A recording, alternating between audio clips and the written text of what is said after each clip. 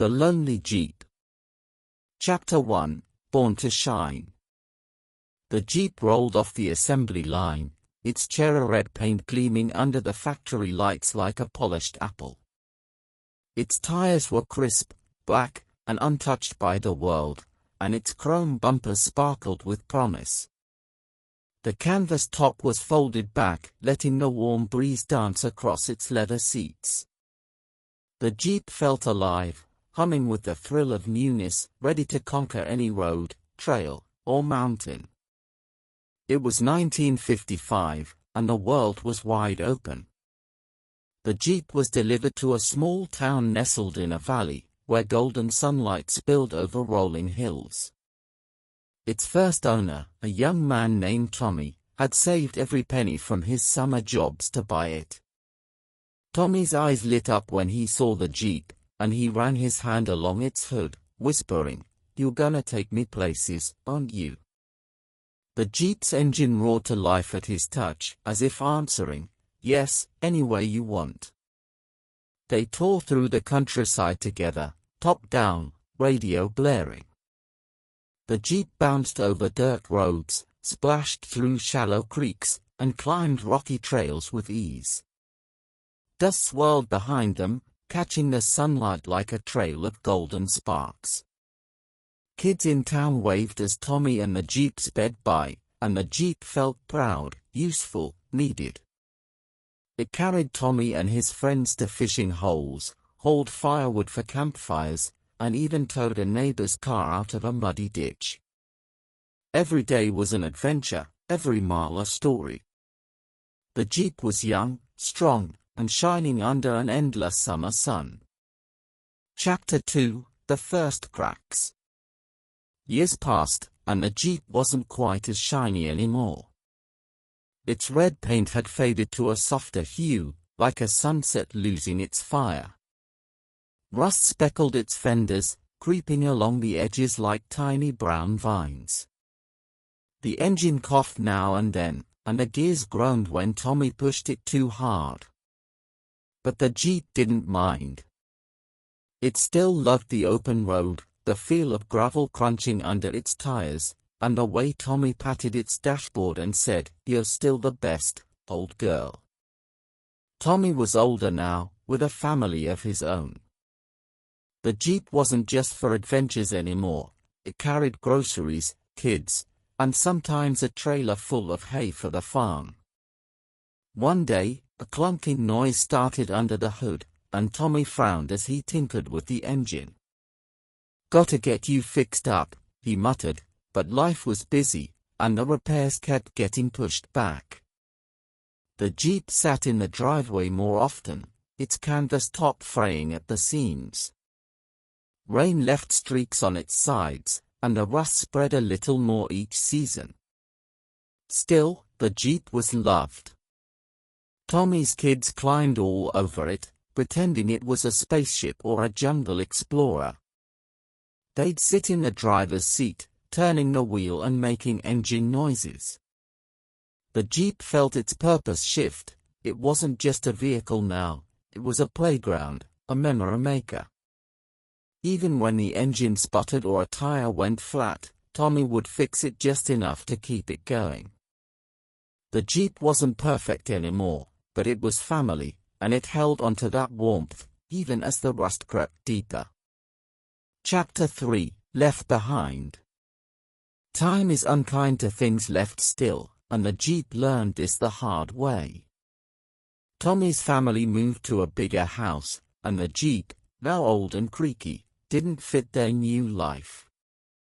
The station wagon took its place for errands, and the Jeep was driven out to a clearing in the woods behind the old farm. Tommy promised he'd come back for it, but the Jeep watched him walk away, the sound of his footsteps fading into the trees. The clearing was quiet, save for the rustle of leaves and the chatter of squirrels. The Jeep sat alone, its paint peeling, its seats cracked and mildewed. Rain pooled in its footwells, and vines began to curl around its axles.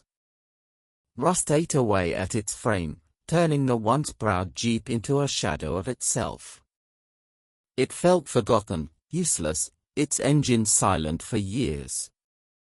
The loneliness was heavy, like a stone in its chassis.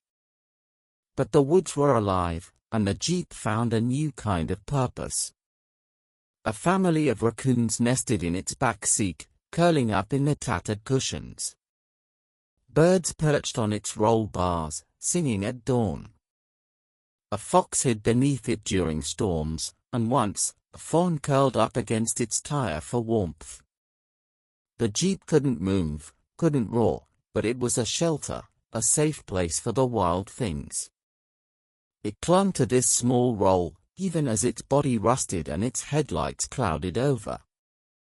Deep down, it dreamed of the road, of Tommy's laughter, of the sun on its hood. But the woods grew thicker, and hope grew thin. Chapter 4: A Glimmer of Hope. One spring morning, the Jeep heard voices, human voices. It was startled, its frame almost trembling with the sound. Bushes parted, and there was Tommy, older now, his hair streaked with gray. Beside him was a teenage girl, his daughter, Ellie. She gasped when she saw the Jeep, half buried in vines and moss. "Dad, is that your Jeep?" she asked, her eyes wide. Tommy nodded, his face soft with memory. She was something special once. He ran a hand over the rusted hood, and the Jeep felt a spark, faint but real. Ellie climbed inside, brushing away cobwebs. "Can we fix it?" she asked. Tommy hesitated, looking at the cracked windshield and sagging tires.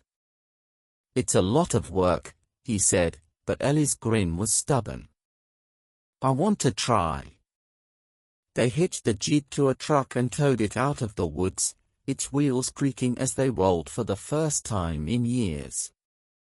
The Jeep felt the world open up again, sky, sunlight, the hum of life. It was hauled to a garage, where tools and parts littered the floor. The Jeep was in bad shape, its frame bent, its engine seized, but Ellie's excitement was contagious. She spent hours scrubbing rust, pulling weeds from the undercarriage, and talking to the Jeep like it could hear her. "You gonna shine again," she said, and the Jeep wanted to believe her.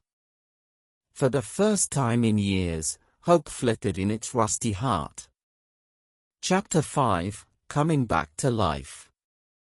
The garage became the Jeep's new home, filled with the clatter of wrenches and the smell of oil. Ellie and Tommy worked side by side, sometimes joined by friends who knew engines or bodywork. The Jeep's old parts were carefully removed, rusted bolts, cracked hoses, a radiator that rattled with debris. New parts arrived, shiny and strong, a gleaming fuel pump, fresh tires, a rebuilt engine. Ellie sanded the rust away, her hands stained with grit, and painted the Jeep a vibrant red, just like its first day. It wasn't easy. Some days, the work stalled, a part didn't fit, or the engine wouldn't turn over. Tommy would shake his head, muttering about costs, but Ellie never gave up. She'd sit in the driver's seat at night, reading repair manuals by flashlight, determined to bring the Jeep back. The Jeep felt its strength returning, piece by piece. New seats replaced the moldy ones, and the canvas top was stitched anew. When Ellie turned the key for the first time and the engine sputtered to life, the Jeep roared with joy, its vibrations shaking off years of silence. Ellie clapped, and Tommy laughed, wiping grease from his hands. The Jeep wasn't perfect yet. There were still dents and scratches, but it was alive, humming with possibility. Ellie polished the chrome until it gleamed, and the Jeep felt young again, eager to run. It imagined the open road, the wind, the adventures waiting.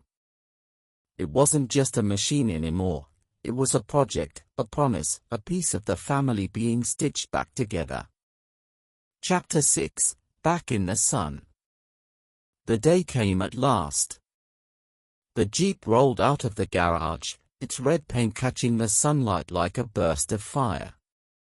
The canvas top was down, the seats soft and new, the engine purring smoothly. Tommy sat in the driver's seat, Ellie beside him, her grin as wide as the horizon. The Jeep felt whole, strong, loved. It was 1975 now, 20 years since its first day, but it felt like no time had passed. They drove through the same valley where the Jeep had once raced with Tommy as a young man. The hills were just as green, the sun just as warm. Kids in town waved, just like before, and the Jeep's engine thrummed with pride. It carried Tommy and Ellie to the old fishing hole, where they laughed and splashed in the creek. It hauled picnic baskets for family gatherings and towed a neighbor's trailer without a hitch. Every mile was a celebration, every turn a memory reborn. At night, parked in the driveway, the Jeep gleamed under the stars. Tommy and Ellie would sit on its hood, talking about the past and the future. The Jeep wasn't lonely anymore. It had a family, a purpose, a road to travel. The rust and the woods were just a chapter, not the whole story. As the crickets sang and the moonlight danced on its hood, the Jeep knew it was home, shining once more in the endless summer of love. The Jeep was no longer lonely, it had found its way back to live.